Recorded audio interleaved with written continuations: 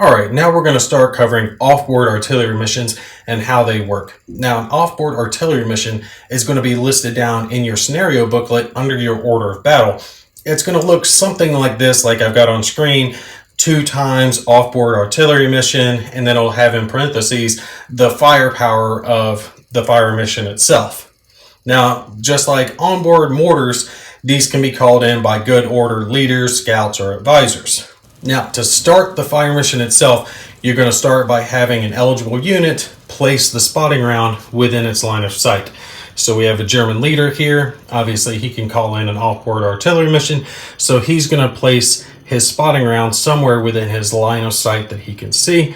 And he's going to place it right here, trying to hit these 2 American squads. The hex does not need to be spotted to take and have a spotting round placed into it. Now, at this point, you're going to take and roll 2d6, and your white die is going to determine the amount of drift that the round has, and your colored die is going to determine what direction that drift is. So let's say we rolled a 1 on our green die and a 3 on our white die. The formula for the white die is the white die itself plus any degrading terrain minus leadership modifier divided by 2 equals a scatter. Okay, sounds complicated. It's really not. There's no degrading terrain here, so we would add none. We would take and subtract his leadership modifier of 1, bringing us down to a 2, and then we divide it by 2, giving us a 1. That tells us the spotting round is going to move by 1 hex. The green die tells us what direction, and you always start with the north as 1, so 1, 2, 3, 4, 5, and 6. So our spotting round is going to drift 1 hex to the north. So you'll place the spotting round after you determine its drift, and if the spotting round is outside of the line of sight of the original unit calling it in, then you just remove the spotting round at that point, and they would be marked ops complete at that point. Otherwise, the leader, advisor, whoever's calling it in, can take and shift by 1 hex the spotting round as long as it stays within line of sight, or they can abort the fire mission and just cancel it without actually spending the fire mission. So our leader here, he's going to want to shift this by 1 hex because where it is currently, it will hit both squads and the German squad. So he's going to shift it back down 1 hex.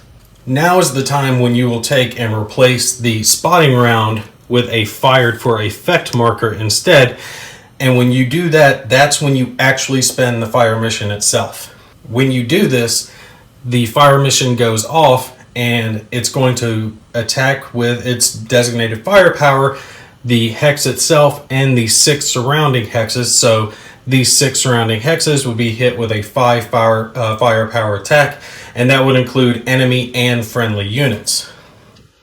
Leadership modifier is not going to apply, but any other direct fire table modifiers will apply with the exception of hills and walls for obvious reasons.